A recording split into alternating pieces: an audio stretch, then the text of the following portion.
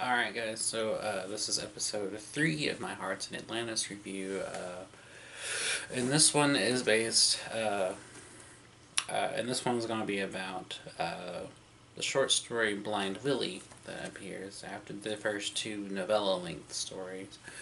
Blind Willie is set in 1983, takes place over the course of a day.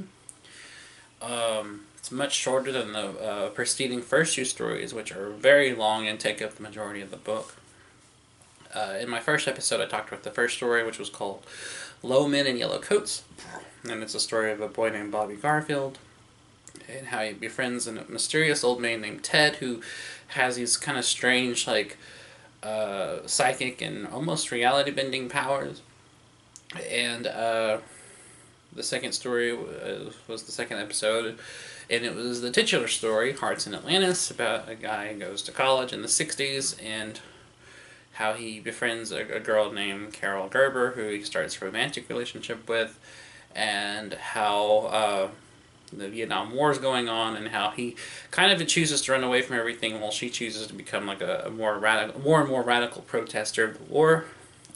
So this third story, Blind Willie, is about a guy named Willie Sherman, who he is the grown-up version of a boy from the first story who held Carol down as a girl while his friends beat the living shit out of her with a baseball bat.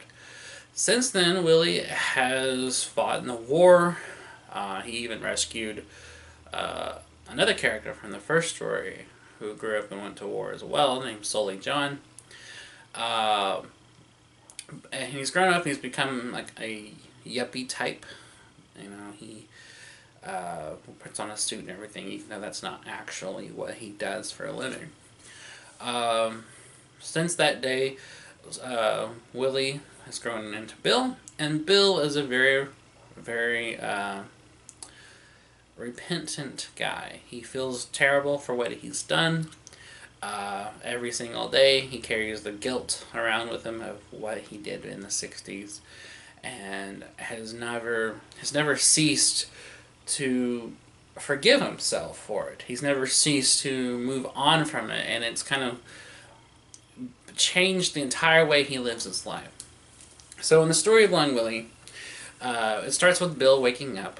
I mean, it's around Christmas time. It's like a few days before. And he puts on his suit and tie, as always, and he rides into New York, goes into an office, and you quickly find out that he doesn't actually work in the office. He has an office. In fact, he actually has two offices, but he never actually works within him.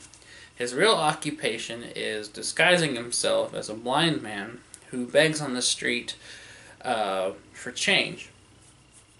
And he makes quite a profit from this. He puts on sunglasses and has one of those canes that, you know, blind people feel around with. And he dons his veteran fatigues and has a sign around his neck that says, you know, fought in Vietnam. I have a kid in school, help me out. And, you know, people out of sympathy will leave him, you know, money. Sometimes even a couple of $100 bills. And this is how Bill makes his living. Every single day he goes out, puts on his suit, goes to the office. He disguises. He goes to another, he has a trap door in the roof at one office. He goes up to another office, disguises himself as a repairman named Willie. So Bill goes from Bill to Willie. Willie leaves the building in his disguise, goes to a public restroom, and he changes each one he goes to. You know, he rotates them. Puts on his sunglasses and, you know, fatigues and a sign, takes out his cane, and that's when he becomes Blind Willie. And Blind Willie makes a few bucks. But the thing is, he doesn't do this out of necessarily a sense of greed or manipulation. He's not necessarily trying to swindle people out of their money for his own sake. He's doing it his own form of penance. Like he's doing this as kind of, you know, as kind of a self-imposed penance for what he's done to God and to himself, and even in a more abstract way to Carol.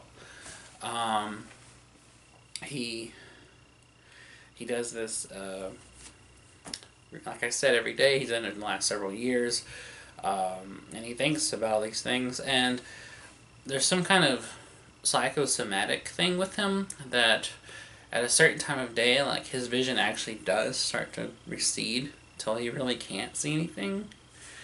And then by the end of the day, his vision will slowly come back. So he's not entirely acting like he's blind. For some portion of the day, he actually does turn into a blind person, and thus becomes the reality he pretends to be when he first dons his glasses. So it's an interesting story. It's very weird. It's kind of like I mentioned in the last video. It was kind of a left center, or not left. Jesus, not left to center. Out of left field. You can see where my mind's been lately. It's a very left field story for the collection. It doesn't really feel like the other stories in here, and yet it kind of does in a way. I like it for its sheer weirdness. You also feel quite a degree of empathy, and you actually do feel sorry for this guy. You see that what he has done has consumed him to the point where he can't get over it, and he will never let go of it. It is so ingrained in his personality that he can't forgive himself for it. This is heavily implied that this is a way of thinking that has kind of seared itself from his Catholic upbringing. It doesn't explicitly say this, but it does go into his, boyhood in the church, and it kind of heavily implies that this perpetual unforgiveness of himself and his feelings of never being able to move on from it stem from this. Because in addition to, begging for change and everything, which is revealed that he gives most of it away to churches, it's also revealed that he writes, like, in a ledger every day, and he writes, "I'm sorry for what I did to Carol," like, over and over and over. He'll write, like, 5 pages a day of this. Or sometimes he'll mix it up and put other things, but almost every single day he'll write, "I am sincerely sorry for what I've done," over and over and over, like a kid in after-school detention on a chalkboard. Like, it's weird and it's fucked up, but it's also, like, it's, in a way, very sad. In one way, it's one of the saddest stories I've ever read for that. Because, what he did was wrong, definitely. I mean, there's no getting past that. What he did was fucked up. It was terrible.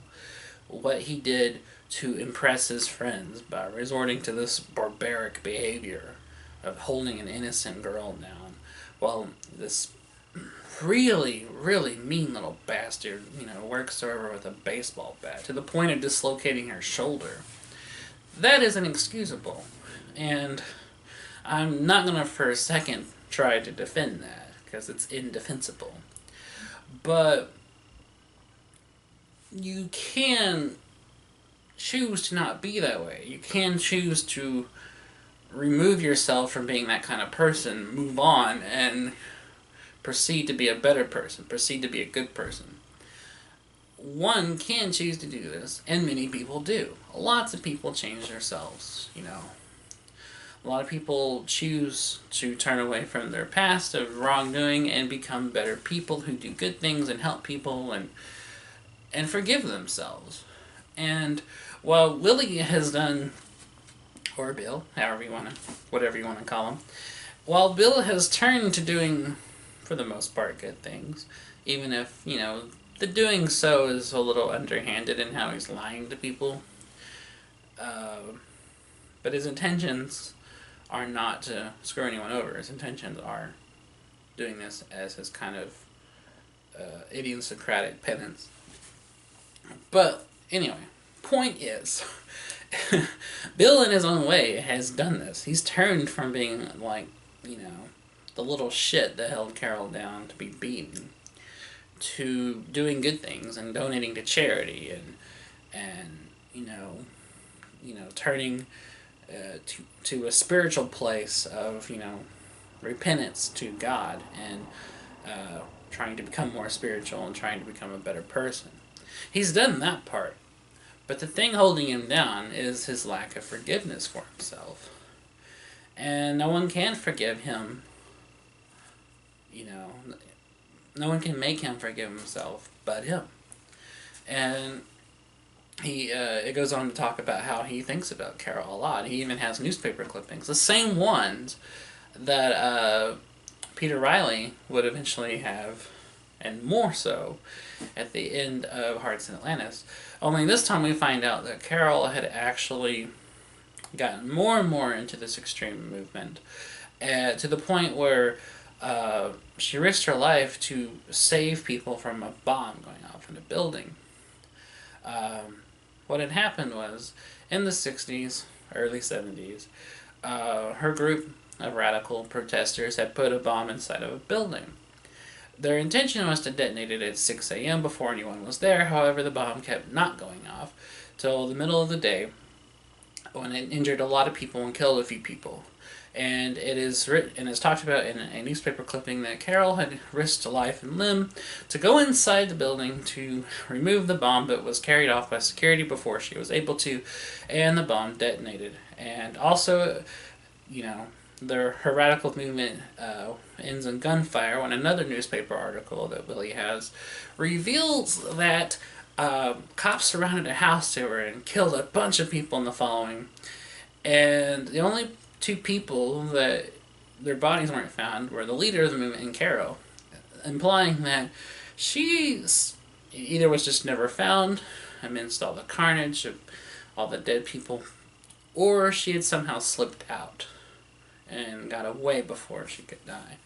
Either way, the ending of Blind Willie shows that Carol had become more and more of a radical protester, that whilst she was willing to be violent, she didn't want anyone to die for her protestations, and even tried to help people by removing this bomb, showing that there is humanity left in her. But also her whereabouts and everything are not known.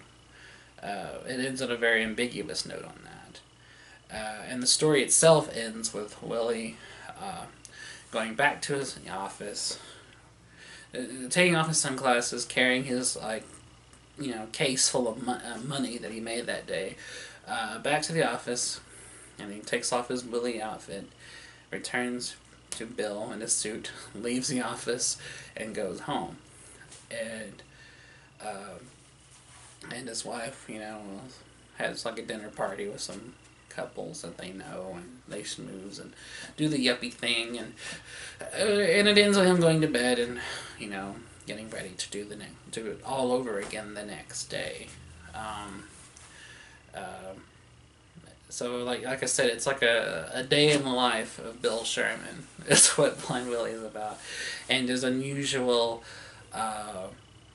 doings and behavior, and his inner turmoil at his past deeds and his inability to get over, as they say. So, but I also like that it does kind of talk a little bit about what could have happened to Carol, and what did happen to her when she was young in the 60s.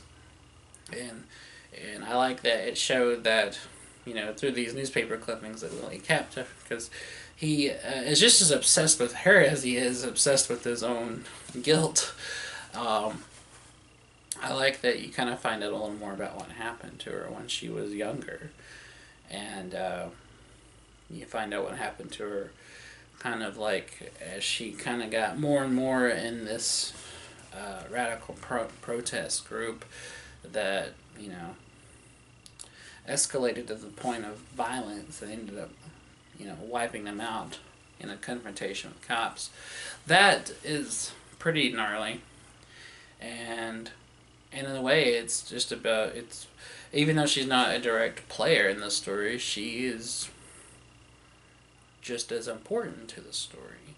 And in an indirect way, the story is just about, as much about Carol as it is about Bill Sherman. And like I said, you know, Carol's childhood friend, Sully John, or John Sullivan, also ends up in Vietnam in the 60s and is rescued by Bill. And the next story in the book, when I get to it, will actually be about Sully John and his time in Vietnam. And it'll be about how he gets older, looks back on it, and how Vietnam has fucked him up severely, even in old age. And that'll be an interesting story to talk about. Because the next story in here is called Why We're in Vietnam. And it's set in 1999, and it's looking back on John's time in, the green. So that'll be interesting. Kind of like King's take on the psychological effects of war and everything, and PTSD and everything. So anyways, that's my review for this episode of Hearts in Atlantis. Join me next time when I talk about the next story in it. And I appreciate you watching, and I will see you in the next one. Later.